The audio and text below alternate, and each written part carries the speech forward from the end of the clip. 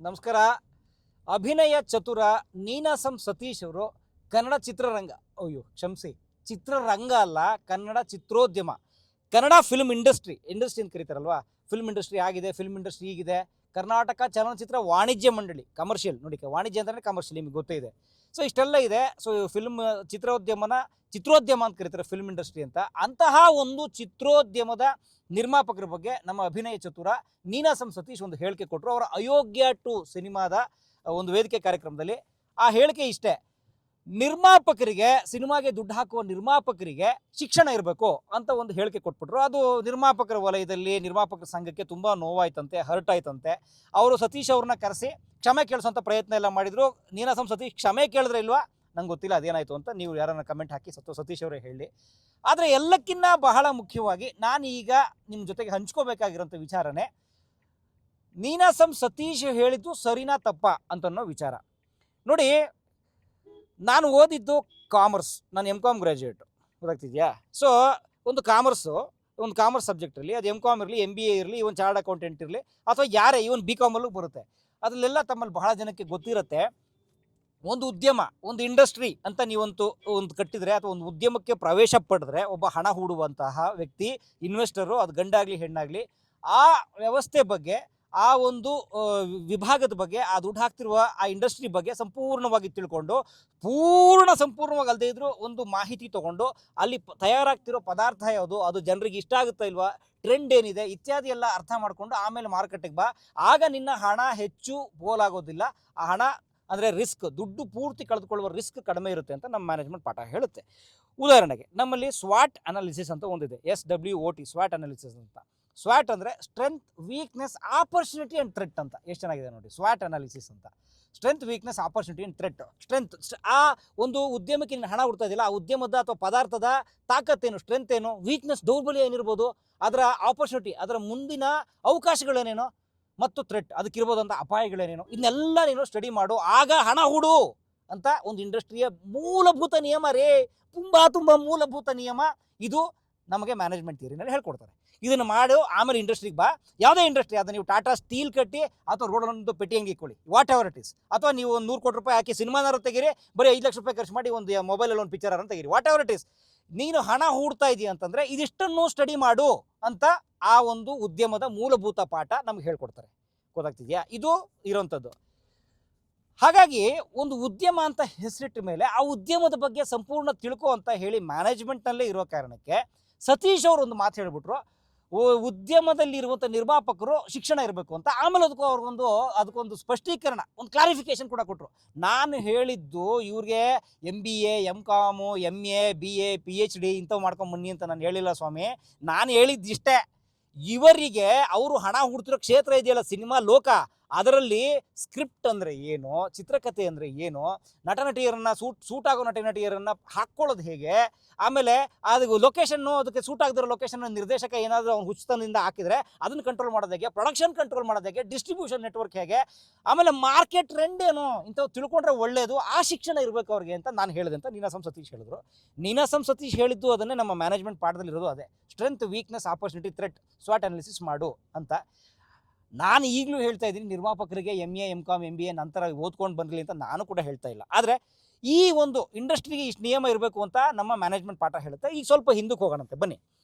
ಹಳೆಯ ನಿರ್ಮಾಪಕರು, ಉದಾಹರಣೆಗೆ ಕನ್ನಡದಲ್ಲಿ ಅದ್ಭುತವಾದ ಸಿನಿಮಾಗಳನ್ನು ಕೊಟ್ಟು ತುಂಬ ಸೂಪರ್ ಡೂಪರ್ ಹಿಟ್ ಸಿನಿಮಾಗಳನ್ನು ಕೊಟ್ಟರಂತಲ್ಲ, ಯಾರು?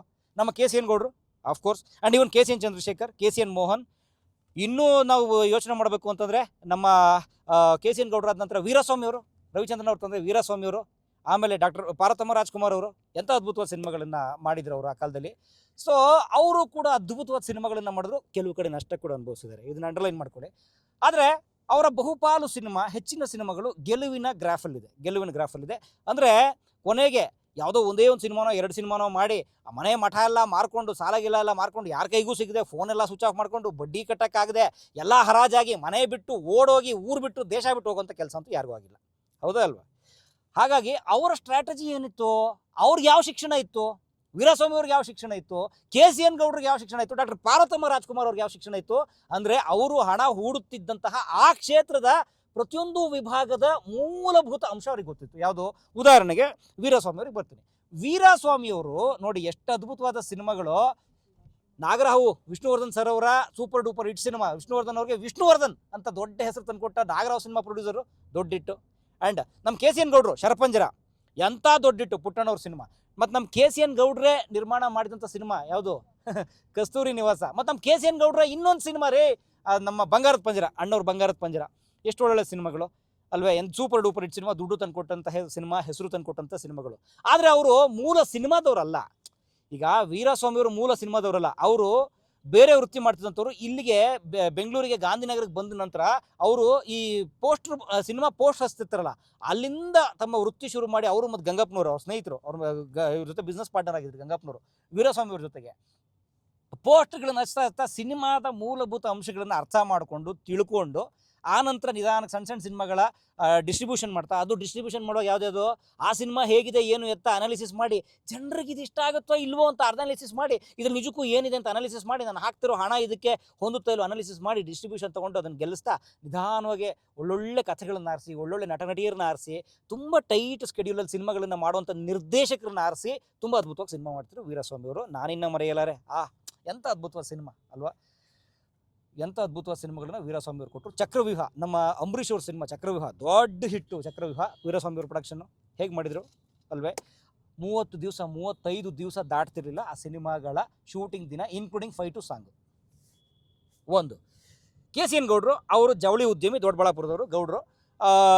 ದೊಡ್ಡಬಳ್ಳಾಪುರದಿಂದ ಬಂದರು, ಸಿನಿಮಾ ಇಂಡಸ್ಟ್ರಿಗೆ ಅಚಾನಕಾಗಿ ಬಂದರು.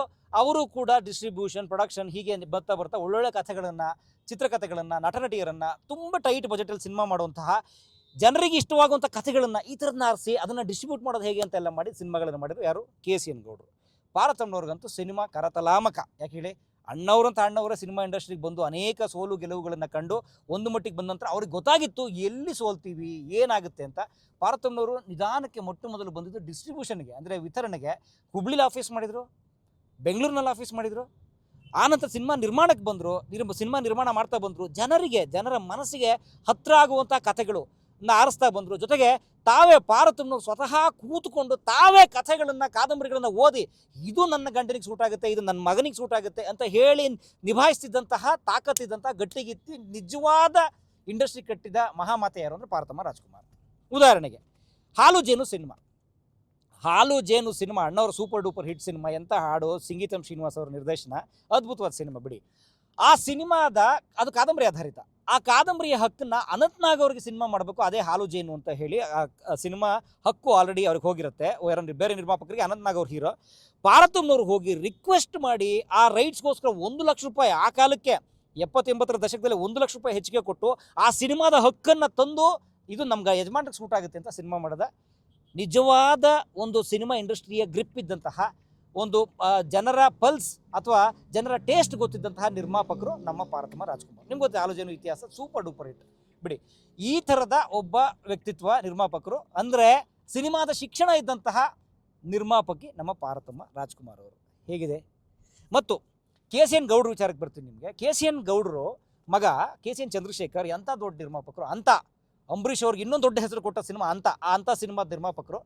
ಅವ್ರಿಗೆ ಅವ್ರ ತಂದೆ KCN ಗೌಡ್ರು ಒಂದು ಮಾತು ಹೇಳ್ತಾರೆ, ಚಂದ್ರು ನೀನು ಹೋಗಿ ಪಾರ್ವತಮ್ಮ ರಾಜ್ಕುಮಾರ್ ಅವರು ಹುಬ್ಳಿಲಿ ಆಫೀಸ್ ಮಾಡಿದ್ದಾರೆ, ಅವ್ರ ತಮ್ಮ ಚಿನ್ನೇಗೌಡರು ಆ ಆಫೀಸ್ ನೋಡ್ಕೋತಾ ಇದ್ದಾರಪ್ಪ, ಎಲ್ಲೇಳು ಹುಬ್ಳಿಲಿ. ನೀನು ಹೋಗಿ ಅವ್ರ ಆಫೀಸಲ್ಲಿ ಅಷ್ಟೆಂಟಾಗಿ ಕೆಲಸ ಮಾಡು, ಕಲ್ತ್ಕೋತೀಯ ಸಿನಿಮಾ ಉದ್ಯಮನ, ಇಂಡಸ್ಟ್ರಿ ಕಲ್ತ್ಕೋತೀಯ. ನೀನು ಆಮೇಲೆ ಪ್ರೊಡ್ಯೂಸರ್ ಆಗೋ, ಪ್ರೊಡ್ಯೂಸರ್ ಮಗ ಅಂತ ದುಡ್ಡು ಹಾಕಿದ್ರೆ ಕಳ್ಕೊತೀಯ ನೀನು ಹೋಗು ಪಾರ್ವತಮ್ಮನವರ ಆಫೀಸಲ್ಲಿ ಕೆಲಸ ಮಾಡಯ್ಯ ಅಷ್ಟೆಂಟಾಗಿ. KCN ಗೌಡ್ರ ಮಗ ಅನ್ನೋದು ಆಮೇಲೆ ಅಂತ ಅವ್ರಿಗೆ ಪಾಠ ಹೇಳ್ತಾರೆ KCN ಗೌಡ್ರು. ನಮ್ಮ ಇಂಟರ್ವ್ಯೂಲ್ ಇದೆ, KCN ಚಂದ್ರಶೇಖರ್ ಹೇಳಿದ್ದಾರೆ, ನೋಡಿ ಬೇಕಾದ್ರೆ, ಗೊತ್ತಿಲ್ಲ ಅಂತ ದಯವಿಟ್ಟು ಹಾಕೊಂಡು ನೋಡ್ರಪ್ಪ. Getting my point. ಇದು ವಿಚಾರ. ಅಂದರೆ ನೀನಾಸಂ ಸತೀಶ್ ಅವರು ಹೇಳಿದ್ದು ನಿರ್ಮಾಪಕರಿಗೆ ದುಡ್ಡು, ಯಾಕಂದರೆ ಇದನ್ನ ಇಂಡಸ್ಟ್ರಿ ಅಂತ ಕರಿತೀರಿ. ಇಂಡಸ್ಟ್ರಿಗೆ ಮೊದಲ ನಿಯಮ, ನಾನು MCOM ಓದಿರೋಂಥ ಹುಡುಗನಿಗೆ ಗೊತ್ತು, ಸ್ವಾಟ್ ಅನಾಲಿಸಿಸ್, ನೀವು ಅದು ಇಂಡಸ್ಟ್ರಿಯ ಮೂಲಭೂತ ಅಂಶ ತಿಳ್ಕೊಂಡೇ ಬನ್ನಿ, ಇಲ್ಲ ದುಡ್ಡು ನಷ್ಟ ಆಗುತ್ತೆ ಅಂತ ಹೇಳ್ತಾರೆ. ಅಥವಾ ಬೇಡ ನಿಮ್ಗೆ ಆ ಸ್ವಾಟ್ ಅನಾಲಿಸಿಸ್ MA MCOM ಮಾಡಿ ಅಂತ ಯಾರು ಹೇಳದೆ ಹೋದ್ರು, ಈ ಕಡೆಗೆ ಬೈ ಎಕ್ಸ್ಪೀರಿಯನ್ಸ್ ನಿಮಗೆ ಇರಬೇಕಾದಂಥ ಮೂಲಭೂತ ಅಂಶ ನಿಮ್ಮ ಲೋಕ ತಿಳ್ಕೊಳ್ಳಿ ಅಂತ ಅಂದಾಗ, ಅಲ್ಲೂ ಕೂಡ ನೀವು ಬೈ ಪ್ರಾಕ್ಟೀಸ್ ನಿಮ್ಮ ಹಿಂದಿನವ್ರು ಹಾಕೊಟ್ಟಿದಾರಲ್ಲ ಪರಂಪರೆ.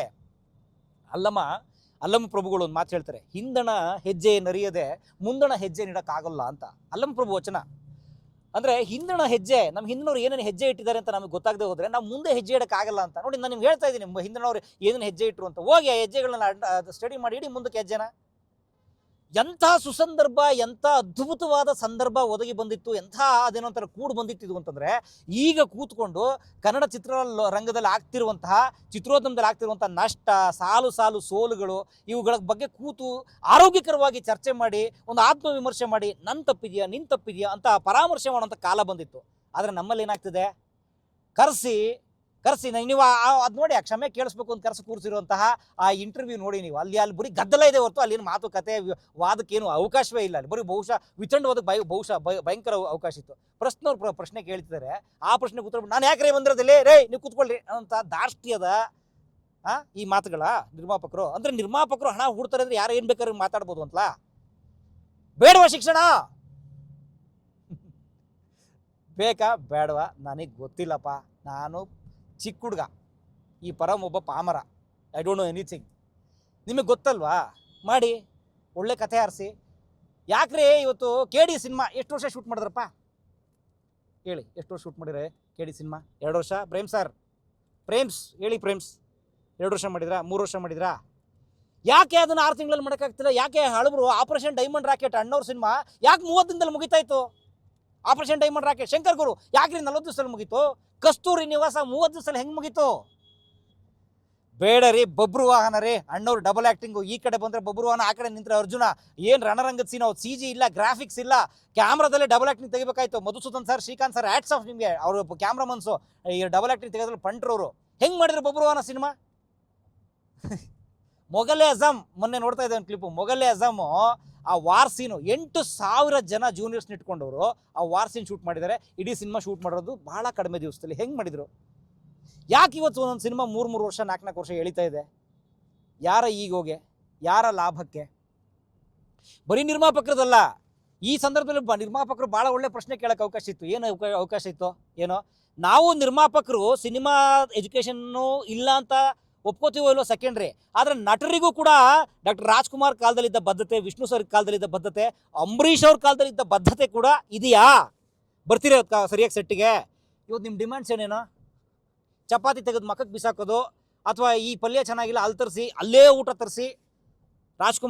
ಡಾಕ್ಟರ್ ರಾಜ್ಕುಮಾರ್ ಅದೇ ಕಂಠೀರವ ಸ್ಟುಡಿಯೋದಲ್ಲಿ ಅದೇ ಎಲ್ರಿಗೂ ಬಡಿಸಿದ ಊಟ, ಬೇರೆ ಊಟ ತರಬಾರ್ದು ಅಂತ ಹೇಳಿ ಆರ್ಡರ್ ಮಾಡಿ ಅದೊಂದು ರೀತಿ ಶಾಸನದ ಥರ ಸೆಟ್ಟಿಗೆ ತರಿಸಿದ ಊಟ ಮಾಡ್ತಿದ್ರಲ್ಲ, ಆ ಲೋಕ, ಆ ನಟರು ಇದ್ದೀರಾ ಇವತ್ತು? ಹೇಳಿ. ಸತೀಶ್ ಅವ್ರು ಕೇಳ್ಕೊಬೇಕು ಈ ಪ್ರಶ್ನೆ, ಹೌದಾ ಅಲ್ವಾ? ಸಹಕಲಾವಿದ್ರು ಕೇಳ್ಕೊಬೇಕು, ತಂತ್ರಜ್ಞರು ಕೇಳ್ಕೊಬೇಕು, ಕ್ಯಾಮ್ರಾಮನ್ಸ್ ಕೇಳಬೇಕು, ಎಡಿಟರ್ ಕೇಳ್ಕೊಬೇಕು ಅಲ್ವೇ? 1974-75 ಡಾಕ್ಟರ್ ರಾಜ್ಕುಮಾರ್ ಉತ್ತುಂಗದಲ್ಲಿದ್ದ ಕಾಲದಲ್ಲೂ ರಾಜ್ಕುಮಾರ್ ವರ್ಷಕ್ಕೆ 3-4 ಸಿನಿಮಾ ಮಾಡ್ತಿದ್ರು ಉತ್ತುಂಗದಲ್ಲಿದ್ದಾಗ. ನಾನು ರಾಜ್ಕುಮಾರ್ ಅವರು 1956 ಬೇಡರ ಕಣ್ಣಪ್ಪ ಕಾಲದ ಹೇಳ್ತಾ ಇಲ್ಲ. 74 doctor Rajkumar was at his peak. ಸಂಪತ್ತಿಗೆ ಸವಾಲ್ ಟೈಮಲ್ಲಿ ಮಾಡಲಿಲ್ವ ಸಿನಿಮಾ ವರ್ಷಕ್ಕೆ? ಏಕೆ ನಮ್ಮ ನಟಿಯರು ಮಾಡ್ತಿಲ್ಲ? ಅವ್ರಿಗೂ ಒಂದು ಶಿಕ್ಷಣ ಇರಬೇಕಲ್ವಾ? ಇದೆಯಾ? ಈ ಎಲ್ಲ ಶಿಕ್ಷಣದ ಬಗ್ಗೆ ಚರ್ಚೆ ಮಾಡೋಕ್ಕೆ ಅವಕಾಶ ಇದ್ದಂತಹ ಒಂದು ಅದ್ಭುತ ಸುವರ್ಣ ಅವಕಾಶವನ್ನು ಗದ್ದಲ, ಗಲಾಟೆ, ಈಗೋದಲ್ಲಿ ಮಧ್ಯೆ ಹಾಳು ಮಾಡ್ಕೊಂಡಂಥ ಜನ ನಮ್ಮಲ್ಲಿದ್ದಾರೆ. OTT ಬಂದ್ಬಿಡ್ತ್ರಿ, ಅದಕ್ಕೆ ನಮ್ಮ ಸಿನಿಮಾ ಯಾರೂ ನೋಡ್ತಾ ಇಲ್ಲ, ನಿಜಾನ? ಮತ್ತು OTT ಬಂದ ಕಾಲದಲ್ಲೂ ಕೂಡ ಪರಭಾಷೆ ಸಿನಿಮಾನ ಹುಡುಕೊಂಡು ಭಾಷೆ ಅರ್ಥ ಆಗದವ್ರು ಸಬ್ಟೈಟ್ಲ್ ಹಾಕೊಂಡು ನೋಡ್ತಿರೋರು ಯಾರೇ? ಯಾಕೆ ನೋಡ್ತಿದ್ದಾರೆ? ಯಾಕೆ ಎಂಥ ಕತೆ ಮಾಡ್ತಾ ಇದ್ದಾರೆ ಅವರು? ಕನ್ನಡದವ್ರು ಮಾಡಿದ್ರೆ ಯಾಕೆ ನೋಡಲ್ಲ? ಇದೇ ಕನ್ನಡದ ಸಿನಿಮಾಗಳನ್ನು, ಚೆನ್ನಾಗಿರೋ ಸಿನಿಮಾ, ಅಪರೂಪಕ್ಕೊಂದು ಬರೋ ಸಿನಿಮಾನ ಗೆಲ್ಲಿಸ್ತಿರೋರು ಯಾರು? ನೀವು ದೂರ್ತಿರುವಂಥ ಇದೇ OTT ನೋಡಿ, ಅಥವಾ ಯೂಟ್ಯೂಬು OTT ಬಂದಮೇಲೆ ಸಿನಿಮಾ ನೋಡ್ತಿಲ್ಲ ಅಂತ ಆರೋಪ ಮಾಡ್ತಿಲ್ಲ, ಅದೇ ಜನ ತಾನೆ? ಮತ್ತು ಯಾವುದು ಸತ್ಯ? ಇದು ಯಾವುದು ನಂಗೆ ಗೊತ್ತಿಲ್ಲ. ಎನಿವೆ, ನೀವೆಲ್ಲ ಬುದ್ಧಿವಂತರು, ದೊಡ್ಡವರು, ಹೂಡ್ತೀರಿ ಹಣ. ಇಂಡಸ್ಟ್ರಿ ನಿಯಮ ಹೇಳುತ್ತೆ ಕಲ್ತ್ಕೊಂಬ ಅಂತ. ಮತ್ತು ಹಿಂದಿನ ಹೆಜ್ಜೆಯಲ್ಲಿ ಹೇಳಿದ್ದಾರೆ ಅಲ್ಲಮ ಪ್ರಭು ವಚನದಲ್ಲಿ, ಕಲ್ತ್ಕೊಂಬ ಅಂತ. ನೋಡಿಪ್ಪ, ಉಳಿದಂಗೆ ಒಳ್ಳೆಯದಾಗಲಿ. ನಮಸ್ಕಾರ.